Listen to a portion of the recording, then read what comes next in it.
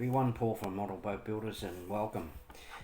Sorry I haven't been on for a while this year because obviously I'm one of the many few that have had COVID and just couldn't get in the swing of it after COVID, after about a week and a half in bed, and it's taken me about a month to sort of get some concentration back and get interest. So I lost interest completely. I don't know why, but it's just the way it was.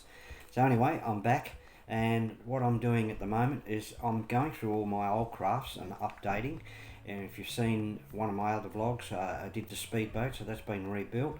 I rebuilt the, and I know I'm going over this again, but for new people anyway, and I've done the rescue boat, the propelled rescue boat.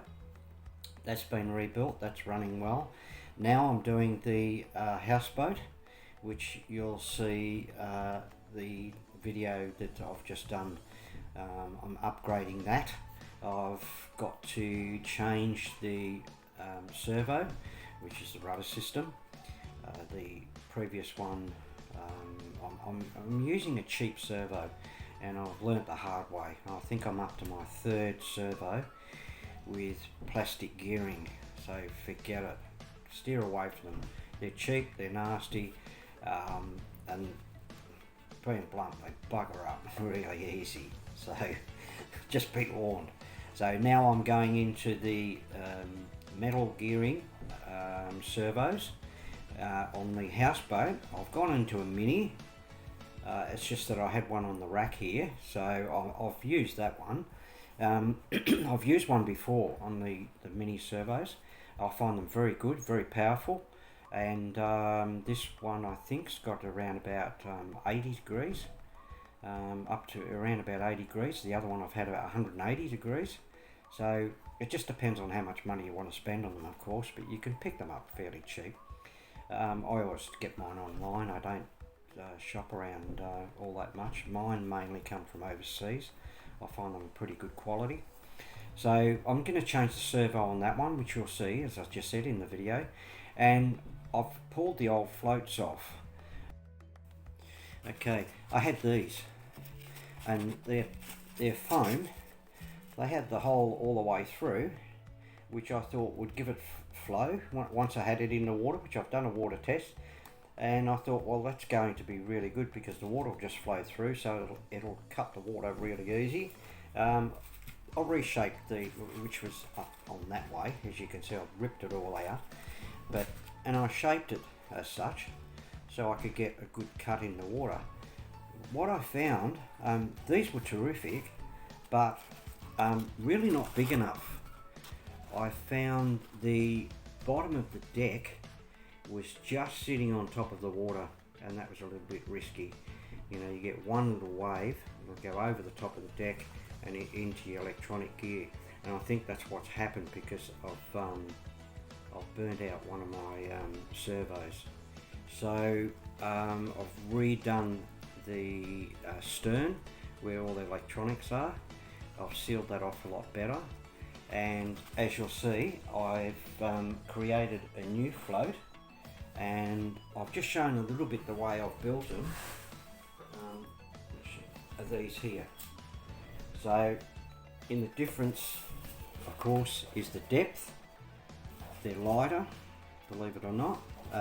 It's a polystyrene, 3mm polystyrene, and I've shaped them to the way I wanted to shape them. So these will just go straight in underneath the houseboat,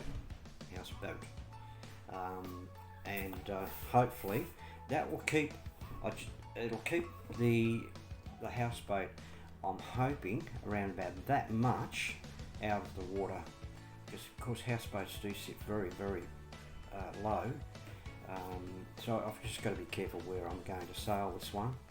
So that's the upgrade that I've done on that one, and I still haven't done anything on the big super yacht deck down here.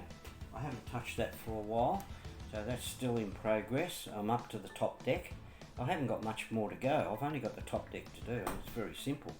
But I just lost interest in doing it because it's just so complicated, and all the wiring and everything else has all been done except for the motors. I've done all the lighting inside the cabins, all that's been done. And my baby up here, which I call, that's my baby, that's my favourite, that's the super yacht.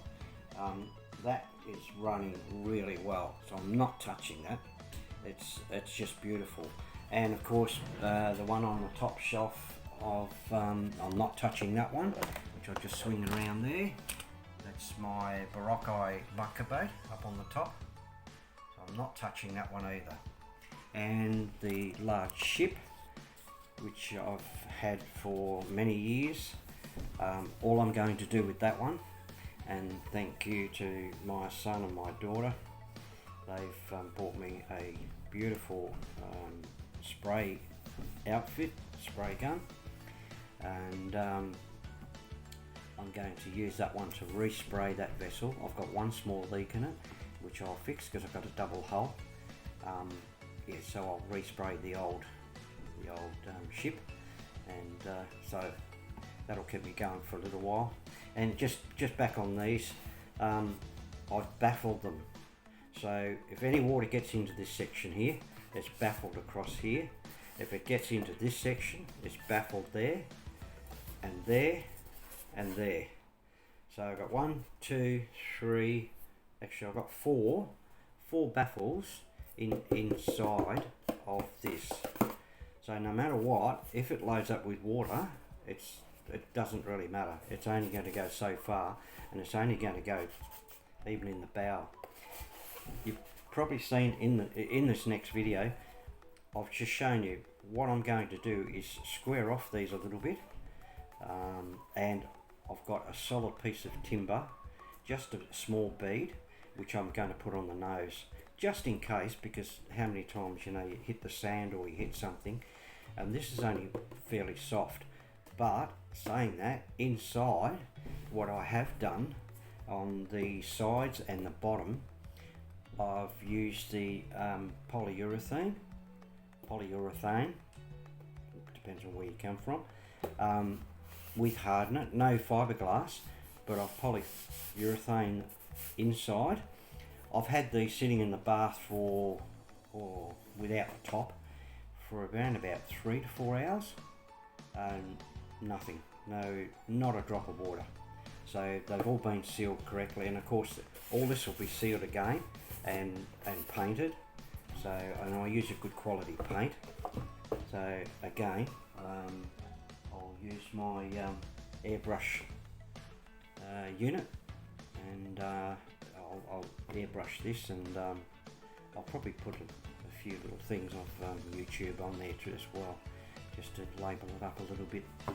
Alright, so anyway, enough of me. Enjoy the video, and please you know, like, share and subscribe. I'm screaming out for subscribers, please try and help me, and we'll see how we go in the future. Alright, so hopefully 2022 is going to be a beauty. I just feel it. I'm very happy.